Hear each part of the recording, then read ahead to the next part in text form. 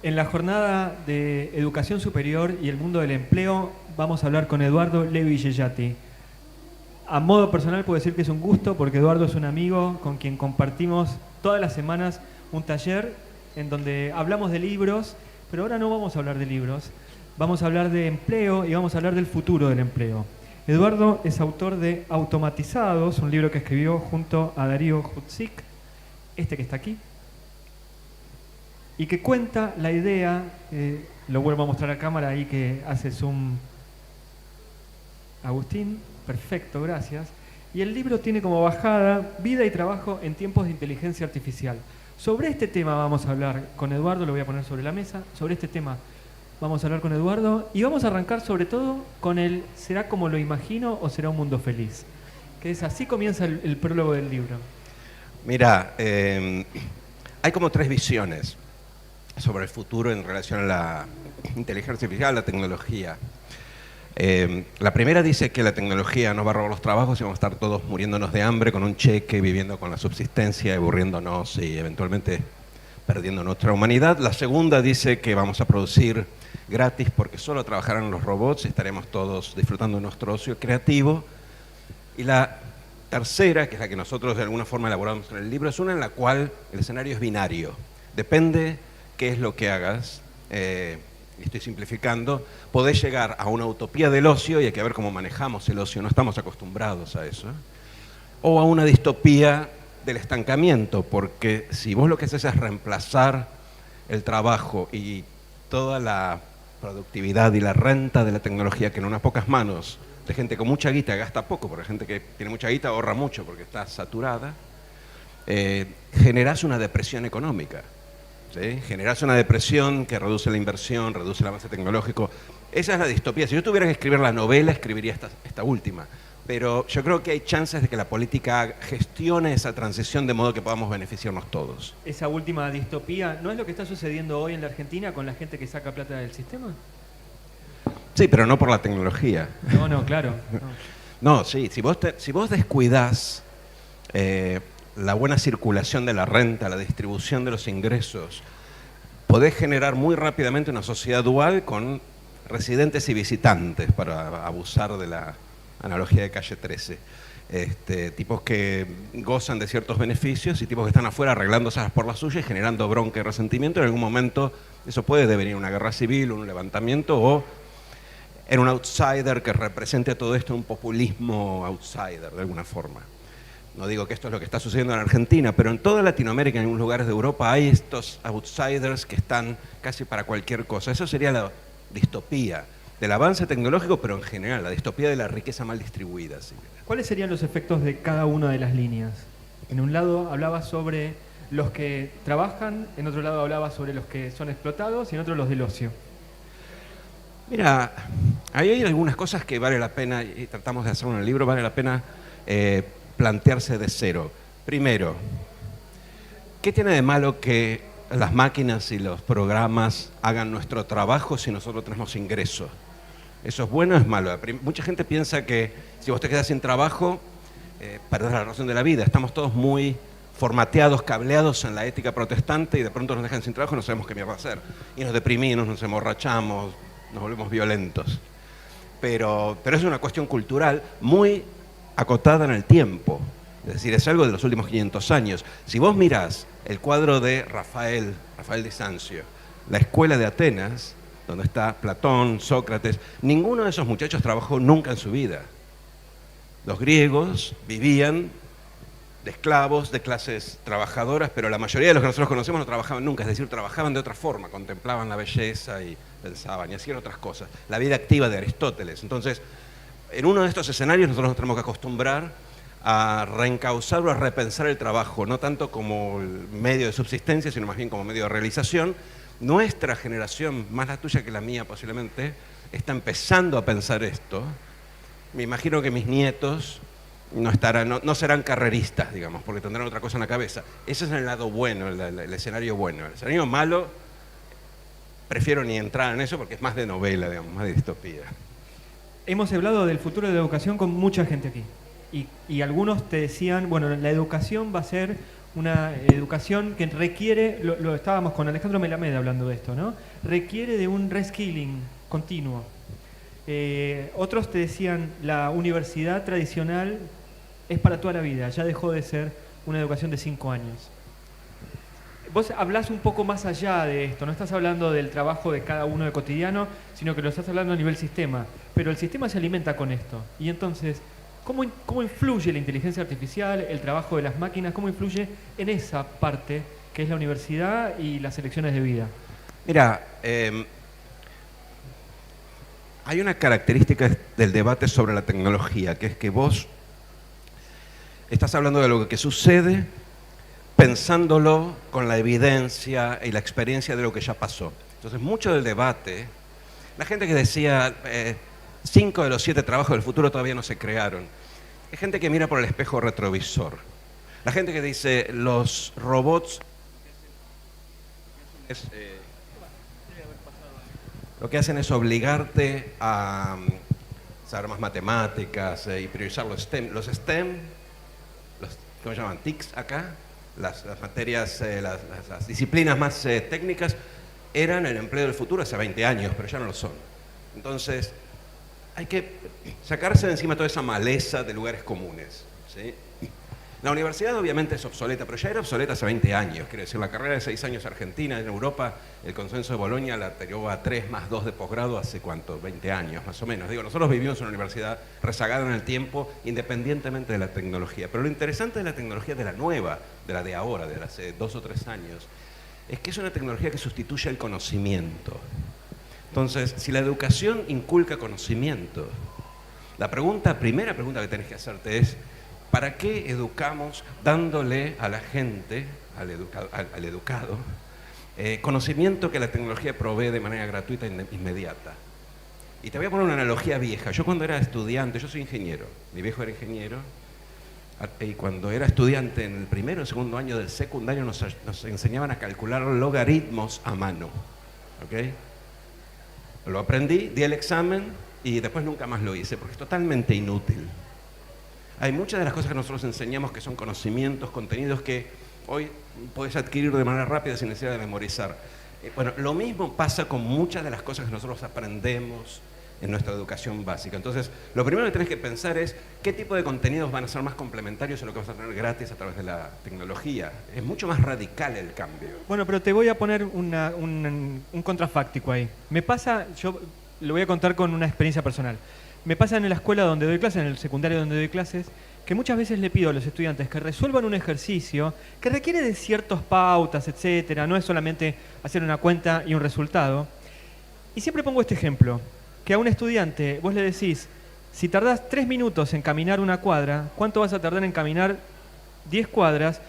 Y a veces me pasa que te dicen 3 días. O sea, el resultado que te da es un resultado acrítico. Y si vos no tenés ese concepto previo, es muy difícil de hacer un análisis crítico de lo que te puede dar. No, estoy de acuerdo. Yo no digo que no tengas que estudiar más. Aparte, no te olvides que nosotros estos debates a veces se confunden, pero nosotros tenemos que avanzar hacia el futuro, pero después, aparte, tenemos que incorporar cientos de miles, millones de personas que quedaron en el pasado, detrás, fuera del barco. Digo, o sea, vos podés decir, ¿qué es lo que tendría que estudiar yo, clase media alta, con todas las posibilidades para enfrentar el tsunami tecnológico? Pero después tengo que responder también cómo hago para los pibes que no saben leer y escribir, que no saben comprender texto y entonces bochan el secundario, pero los pasaron en el primario sin aprender a leer.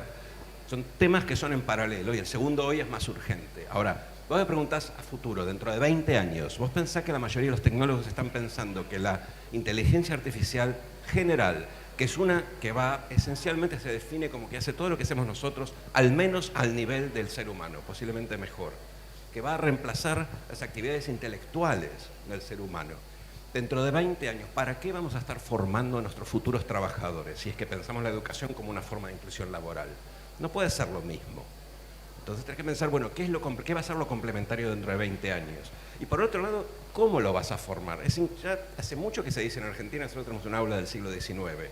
Bueno, seguimos teniendo un aula del siglo XIX y estamos atravesando una revolución tecnológica que la hace aún más rezagada, porque hay tecnologías asociadas a la inteligencia artificial que complementan a nuestros docentes, que muchos de ellos están mal preparados, y que sin embargo no terminamos de ver en el aula por esta resistencia anquilosada en la tribu educativa que hace que mucha de esta tecnología se vea como una amenaza. Entonces, hay muchísimos cambios asociados a esto, más allá de que efectivamente le tenés que enseñar a leer y escribir y a comprender texto a los pibes, ¿no? Y este problema de la educación y el trabajo, en todo caso, incluye también un debate de la economía. Digo, en un momento dijiste cómo hacemos para no dejar atrás a los que quedaron rezagados. Bueno, entonces ahí entra también la economía. Sí, siempre atraviesa la economía. La economía es todo. Mira, lo más curioso de la nueva inteligencia artificial es que, a diferencia de lo que se pensaba antes, que castigaba al tipo mal formado o de menor calificación para beneficio del ingeniero, es que hace exactamente lo contrario. ¿Sí? De hecho, hay evidencia reciente que muestra, por ejemplo, hay un trabajo que nosotros citamos ahí que muestra que las aplicaciones, por ejemplo, para los taxistas en Tokio, aplicaciones que te enseñan a buscar a los clientes, hacen que los tipos que estaban más preparados, mejor calificados y que antes les sacaban ventaja, ahora pierden esa ventaja en su gran mayoría. Es decir, iguala hacia abajo, es una suerte de Robin Hood, tecnología Robin Hood, iguala hacia abajo.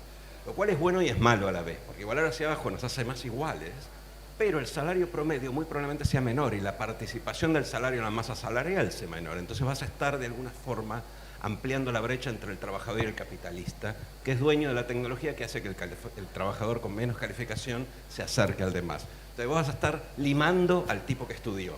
Imagínate la implicancia que tiene eso para vos pensar la educación. Le vas a decir a la gente vayan y estudien cuando la tecnología les está de alguna forma compitiendo de manera que los iguale al tipo que no estudia. Bueno, la pero prima de educación va a caer. Bueno, está bien, pero entonces hay que cambiar el objeto del estudio. Sí, y hay que cambiar también el objetivo del estudio. Por ejemplo, querrías tener a futuro, estoy simplificando, menos nerds y más gente empática o creativa. Ahora, bueno, si podés enseñar la creatividad como enseñan las matemáticas, depende, pero tenés que enfocarlo de alguna otra forma. Competir con la máquina, y esa es una de las tesis del libro, es fútil, es inútil. No vas a competir. Entonces la pregunta es cómo la vas a complementar de modo tal de poder cooperar con la máquina y hacer ser más productivos en conjunto, digamos. Pero hoy la educación está pensada, primero ignora gran parte de lo que está sucediendo, pero la que está mirando el problema intenta competir, y eso es un error. ¿Porque es un juego de suma cero? No, porque la tecnología siempre te va a terminar ganando. Es mejor que al final va a ser la mayoría de las cosas que nosotros hacemos y que podemos describir en la naturaleza del proceso, no el sentimiento. La tecnología no siente, no es autoconsciente, ni creo que lo sea. Pero la mayoría de las cosas que nosotros hacemos, incluyendo esta entrevista, ¿sí?, incluyendo nuestra presencia, que en algún momento nos van a grabar y van a poner 2 hologramas hablando, básicamente como hablaríamos nosotros. De hecho, como hay una película que cito mucho ahí, se llama El Congreso, basada en un libro de Stanislas Lem, en donde básicamente la protagonista la graban, la protagonista cobra dinero y vende su imagen. Y está prohibida de trabajar en cualquier medio audiovisual de acá en adelante porque toda su imagen está de alguna forma utilizada mediante inteligencia artificial para producir a esa actriz en cualquier tipo de película, ¿sí? Tarde o temprano eso va a suceder, o alguna variante de eso va a suceder. Yo, a partir de tantas charlas, siempre me encuentro con figuras. No voy a caer en el lugar común de apocalípticos e integrados de ECO, porque las categorías apocalíptica e integrada de ECO es mucho más compleja que decir el que lo acepta y el que no lo acepta, ¿no? Pero me ha tocado muchas veces encontrar gente que abraza el desarrollo de la inteligencia artificial y gente que dice, ojo, porque esto puede ser un arma de destrucción masiva. Pero está. Y aunque la abraces o no la abraces, se juega con la inteligencia artificial. Entonces, la regla es, ¿qué hacemos con esa inteligencia artificial? En términos estrictamente de empleo y sus impactos sobre la distribución del ingreso y sobre la sociedad, básicamente la relación entre los agentes de la sociedad, los ciudadanos, las personas, creo que tenemos que dejar de pensar que lo que nosotros necesitamos son más trabajos y de alguna forma desacoplar el trabajo, que en la historia estuvo desacoplado, pero pasa, lo acoplamos en la Revolución Industrial, desacoplarlo de la percepción de una remuneración y repensar lo que entendemos por trabajo, por vida activa, por actividad, realización, etcétera, cosa que yo ya estoy un poco tarde para hacerlo, vos un poco menos. También tarde. Y nuestros hijos, ¿ya estás tarde? Sí. lo siento, pero nuestros hijos posiblemente, si nacen en un ambiente donde esto no sea una necesidad básica y un imperativo social, lo vean de otra forma. Ahora, vos mencionás el tema que es mucho más amplio. La inteligencia artificial no va a ser Skynet, pero hoy es el principal riesgo geopolítico del mundo, reconocido por casi todos los países, y es muy difícil de manejar.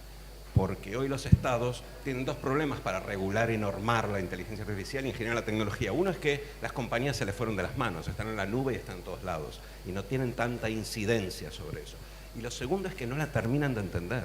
Entonces vos ves cuando salen el executive order de Biden sobre la inteligencia artificial el año pasado, está hablando de algo que vos decís, pero este tipo está hablando de algo viejo, no terminó de entender qué es lo que está pasando ahora. Y se mueve tan rápido esto, que los gobiernos la siguen corriendo de atrás. Entonces sí es un riesgo geopolítico, el tema de la desinformación es un gran riesgo.